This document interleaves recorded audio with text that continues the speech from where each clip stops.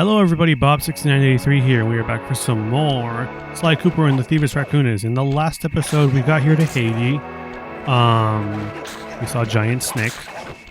And in this episode, we are going to, I guess, do the rest of the levels here. In hopes of, I guess, being able to complete, I guess just whatever's here in Haiti.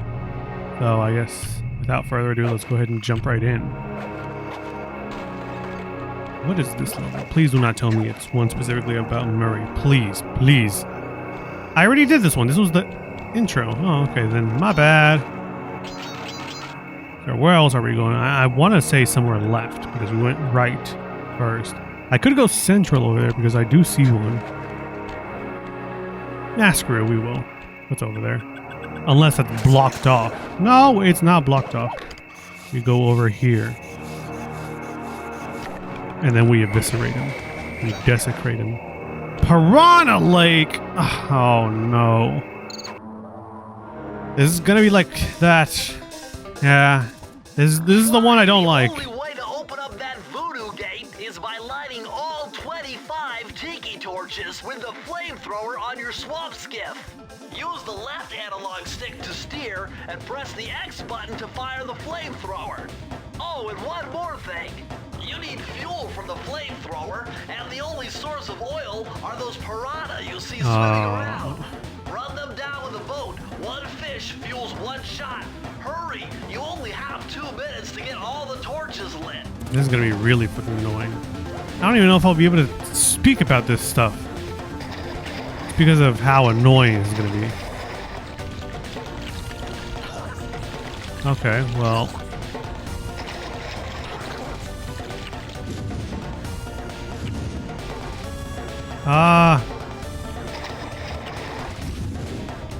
Yeah, I don't know if I'll be able to speak because of how stressed out I'm going to be about this.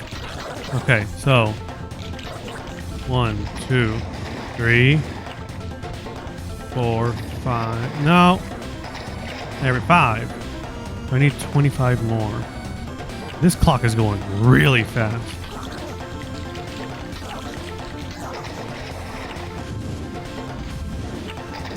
Okay.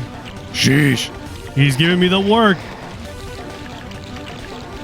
They're grooving, they're schmooving on me. There's like 4 of them all here. I guess one thing I can talk about is I recently got back into Fire Emblem Heroes, which may honestly be a bad idea. But yeah, I got into it. Good lord, a lot of things have changed. Like there's like effects that I'm seeing on certain heroes where it's like it takes up the entire screen, and I'm just like, what the fuck am I playing, dog? Like, it's not even like fun anymore. It's like, honestly, at this point, who has the most buffs wins, and it's just fucking annoying. I need 2 more, and they're right in front of me. I just need some piranhas. Okay, cool. Now let's swim on back over. Okay, and then this one. Cool. Please do not tell me I'm still on the timer. Okay, good, I'm not on the timer. Phew, there we go. But yeah, I got back into Fire Emblem Heroes, and I've been having kind of fun.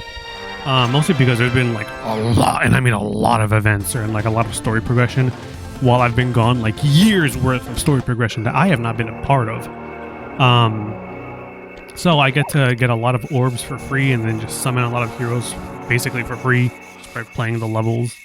So I guess free gacha, and I don't have to spend money on it. I spent money like years ago on it when I was like in high school, but like I don't have to do that anymore. Yay! What do I do with this? That's gonna be interesting.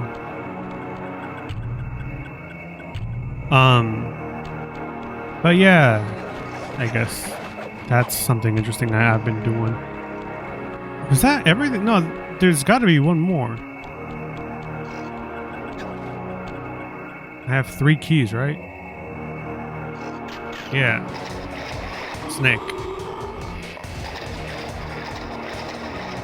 Okay, there we go. Now we get to access to that area. I was like, I'm sure I have to be able to get access to that area. True, Snake. one more time. Colonel. But yeah, I've been really enjoying my time playing Fire Emblem Heroes. I feel like I mentioned this a long time ago. But, hang on. Looks like this is some kind of giant voodoo egg beater to Egg stir up beater? that unsanitary mess. If I can unlock the cauldron's lid, I might be able to thrash their production and build up enough steam pressure to get launched up to Ruby's skull temple. Cool! Okay, sounds like we've got a plan. To get around that thing, try moving in the shadows made by the masks so that the guards won't see you. Alright.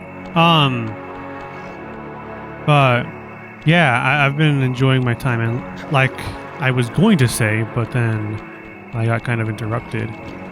I don't know if I've shared this story or not. I probably have, but like a long time ago. Descent into Danger. I think I remember this level. I was in math class one time, like in like 10th or 11th grade. Oh, I do remember this level. And I had made a joke about this to one of my friends at the time, and I was like, yo, be careful opening up Fire Emblem Heroes lest you be... Hang on. Green waterfall overflowing with bones and body Ew, nasty! I'm telling you, the health department's going to come down big time on this dope. Yeah, I was like, be careful opening up Fire Emblem Heroes lest you be spooked by the very loud characters being like, I don't have the echo effect right now available, or I guess on the ready, but you know, like the character Alphonse or Sharena going, Fire Emblem Heroes! And it's like, dog, you're gonna alert the entire classroom that you playing this shit. But yeah, it's awful. I believe I can jump up over here.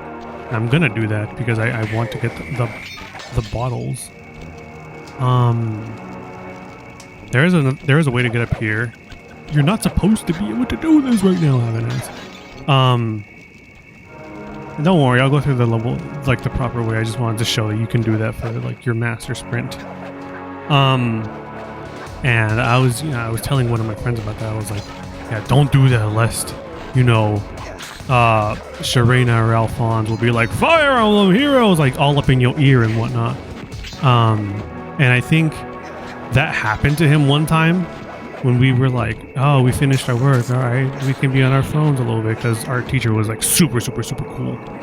I really do like the teacher. He was very fun, and very kind. But yeah, he had a moment where he opened Fire Emblem Heroes when it was like his phone was at full volume, but like you don't know it's at full volume until they scream that full blast. And it's like, whoa, buddy boy, what are you doing? Like now all of China knows you're playing Fire Emblem Heroes. But yeah, that happened to him, and I was like, yo, turn your phone down. I don't think he got in trouble for it, which is a good thing. But you know, still, it is kind of shocking, you know, hearing that blaring throughout the entire classroom. And everyone just turns around and be like, oh, what you playing over there? You're playing something called Fire Emblem Heroes. Oh. But yeah. There were like two other things I was going to talk about. Last episode I was talking about how the fear of the number 4, or a fear of just things in, I guess, 4s in general. I think, okay, yeah, the guy over there, we still got to get in that area. Are there any other bottles that I missed, just in case? I don't think there were any other bottles I missed, but I'm just being very thorough. I really do like, I guess, the juxtaposition, or like the contrast of, you know, like Mista from JoJo's Bizarre Adventures. He's like, yeah, my unlucky number is the number 4, and it's because this, that, and the third happened to me in my childhood. And he's like, you can't blame me for this sort of stuff, because by all accounts, by everything that's happened to me, I honestly feel like I'm valid in being afraid of things that are like the number 4. And honestly, you know what, Mista, like it's fair. I had a bad luck day before. I talked about this on the channel when it happened. There was like a lot of things that happened to me like that day. I was like, hey man, I'm having a really bad luck day today. And my mom was really trying to be like, oh no, don't worry. That's just, no, you're fine. There's no such thing as like bad luck days. And then like worse and worse things started to happen. I'm like, bad luck, bad luck. She was like, well, no, I think you're fine. And then like,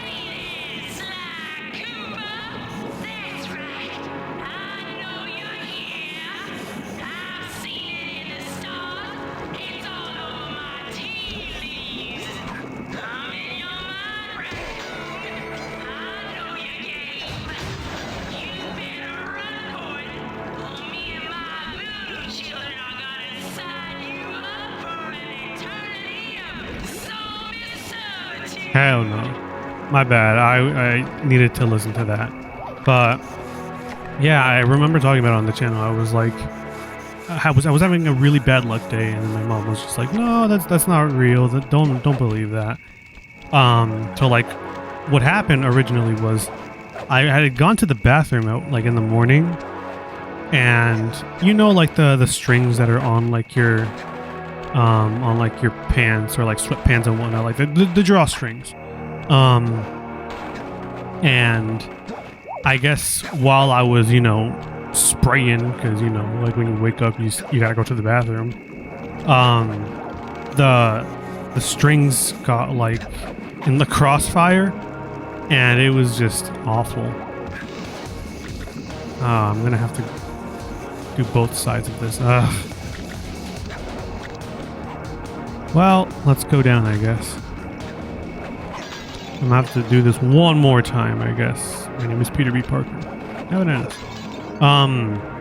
Where's the thing I can land on? Oh, I have to do this all over again. Oh my gosh. Well, I guess this still gives me plenty of time to talk about this, but I guess it's gonna be one long level getting all the bottles. But yeah, they got caught in the crossfire. I do not know how I took damage. I guess maybe from one of the spikes of the logs there. But yeah, that happened, and then I was eating cereal, and then the strings on my hoodie got damaged. Not damaged. They got splashed in the milk, is what I meant to say. Yeah, they got splashed in the milk, and I'm like, great, awesome. And it was just very annoying. And then I took my mom to go grocery shopping with me, and she was like, oh, don't worry, you're not having a bad luck day. We walk out of the store where we're going for groceries. I got a flat tire, and I'm like, oh my gosh, I'm having a bad luck day. My mom's still trying to, you know, like boost my confidence, being like, no, don't worry, that's just superstition. And then as she's saying that, well, I mean, not like as she's saying that, because like then my dad had to, you know, come pick us up because like he was coming back from work, and he had to go help us because the tire was flat. And he had an air compressor with us, and he was just like, well, I mean, it doesn't seem like there's any like leak of air specifically here. It's just, I guess something happened and it just got loose. And he even took it to like a mechanic shop, like, or not I guess a mechanic shop by technicality. It's one of those places where they sell tires. I guess they could repair your car there. But yeah, he took it there. Give me a second. This must be the source of all the disgusting green soup. Okay, yeah, he took it to one of those shops, or like the shops, and they were just like, we checked the whole tire. Your tire's fine. Yeah, I don't know what happened. It just, I guess it got loose somehow, or like something made it, you know, unable to hold the air in it. But like your tire's fine. Like you don't need a replacement. You're good. I'll probably backtrack over here just in case there's a bottle. But yeah, I guess I just had really bad luck with that. I mean, hence the bad luck day. And anyways, yeah, my dad picks us up from the store, and I'm like, yeah, I'm having a bad luck day. I'm about to go eat. I grab myself a soda to drink. I don't know if y'all know that. Y'all probably do know, but like I've talked constantly about the fact that I have an issue with like drinking sodas. I've been drinking a lot of sodas since I was young. And only recently have I made the change to 0 sugar sodas. So yeah, something's probably not right with my body. And that's probably the cause of it. Just all the sodas I've been intaking, it's very hard to stop. Kind of like an addiction. No, not kind of. It is an addiction. But look at that guy over there. But yeah, I grabbed myself a soda because I'm like, okay, I'm gonna drink, I'm gonna eat. Yeah, I'm having a bad luck day. My mom's still trying to be like, no, you're fine, don't worry. Stop thinking it's a bad luck day. And I go to open the soda, and it's empty. Brand spanking new soda can. It's empty. I cracked that hoe. Only time I'm cracking a hoe, having ass. I don't have the sound effects on deck. My bad. I'm sorry, guys. The numbers lock is probably off. There we go. I don't know why I couldn't hear them. But yeah. I cracked that hoe, and the only time I'm cracking a hoe, having ass. And it's empty, and I'm like, you still think this is not a bad day? And she's like, okay, maybe you're onto something. I look at the bottom of the can. There's like a tiny hole, I guess. And that's the only can in the entire pack that was empty. No other can was like that. I just got the fucking worst one. That was it. I have no idea how or why. That was just a bad luck, I guess. Are nothing before my righteous analytical ability. The combination has to be 571. 571. But yeah, that was the bad luck day. Anyways, as I was saying, this is going back to like the whole fear of the number 4 for Mista. I'll talk about it once Bentley's done talking. To this Ruby's production facility. I'll pipe this information into your binocular. Okay, it's nothing new. But yeah, I like the whole thing about him being like afraid or like not wanting to associate with the number 4. In all his missions, he's like, great, I have 4 fucking bullets. Why did it have to be 4 bullets? God damn! You know, like he's just really pissed about all of this. And yeah, eventually he ends up making it work. It's even to the point where his stand Sex Pistols, they're literally called number 1, number 2, number 3, number 5, number 6, and number 767. Yeah, they're called that. He skips number 4, but technically number 4 is number 5. And somehow number 5 is always the one that is helping him out, like through the thick and thin. I really don't want to do this, but I'll probably do it regardless because it's just a key level. But yeah, number 5 ends up being the most helpful Sex Pistol on his arsenal. With some sort of high energy cannon. Use the left analog stick to move and aim the right analog stick in the direction you want to shoot. Oh, okay. I got you. But yeah, I honestly think it's really cool how like he has the fear of the number 4, and despite having that fear, or rather that not wanting to associate with the number 4, the number 4 Sex Pistol, despite it being number 5, is the one that is the most helpful. Yo, chill, Shadow, relax.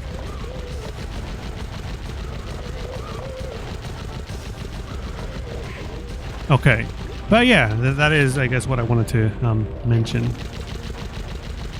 Is I think that was really cool. Yo, chill. I'm really not fucking with this. Thank you.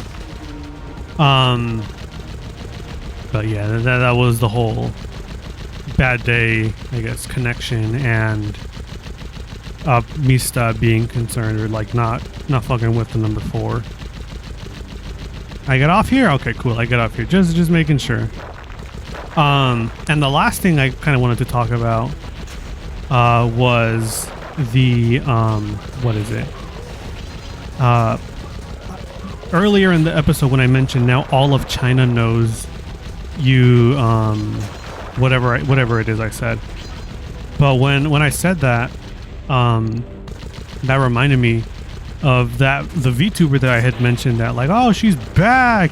Yeah, she's back after like a year and a half of rebranding.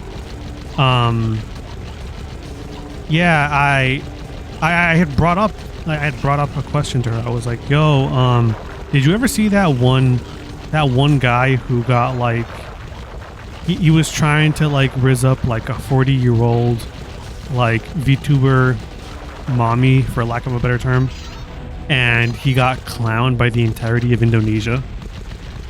And I'll talk about that because I still feel like his fumble needs to be studied, because it was like an insane ass like awful fumble. Like, you do not recover from that.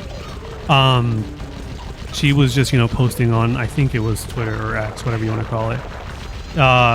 It was her being like, "Hi, I'm this and that VTuber. I'm a mature. This is my bad."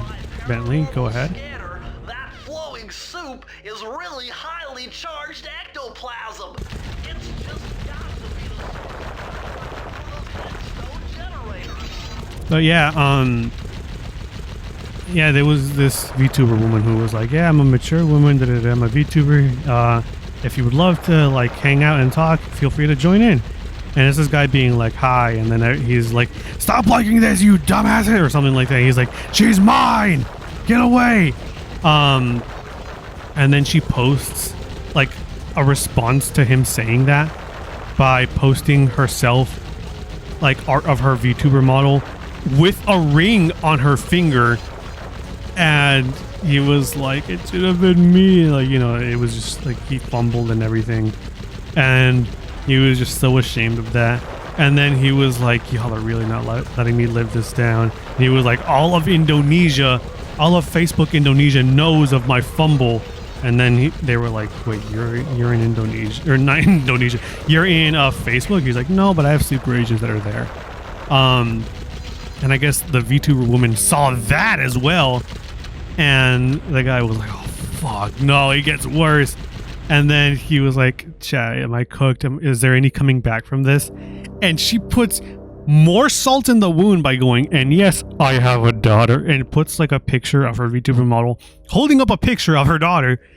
And he's just like, "Oh, she's so cute. I'm so happy for you." But like, you know, like sad and angry through like the tears. And he's just like, "Is there any coming back from this guy? Like, is this it for me?"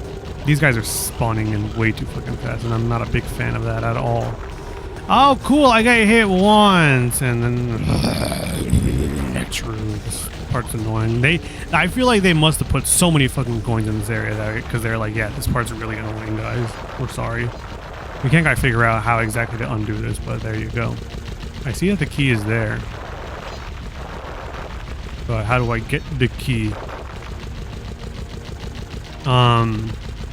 But yeah, it was like an insane fumble, and he then responded being like, "Guys, I'm not chopped, I'm based, I swear, please." And it was just an insane ass fumble. Let me see if I remember what that guy's name is. That way I can send you over to look at that, if I even have that available. Let me see, because I 100% sent it in the Discord for that VTuber. Let me see. What was that guy's name? Well, I don't have that specifically. What? Let me see. I did write it under the word fumble, but what was that guy's name? Fumble VTuber. It was someone named... I'm gonna have to open this. Hang on, give me a second, guys. Okay, so the guy's name was Based Binky. You could probably look up like Based Binky, like VTuber fumble or something like that, and it would probably be like one of the first things that pop up. And yeah, it's just awful. Like, that thing needs to be studied. I know a few friends who have fumbled in that kind of similar context, or former friends at least. But yeah, I guess if you want to look into that, there you go. Those were all the talking points I wanted to talk about. The fear of the number 4, the guy who fumbled, the 42-year-old woman who was married and has a daughter, and my bad luck day that I had talked about previously. Down home cooking, but we're not gonna do that this episode. Thank you all so much for watching. Next time on Sly Cooper and the Thievius Raccoonus, I guess we'll be doing this, and I don't know, maybe if there's another platforming level. Here's hoping. I don't know. But yeah, until next time, I guess see you all then.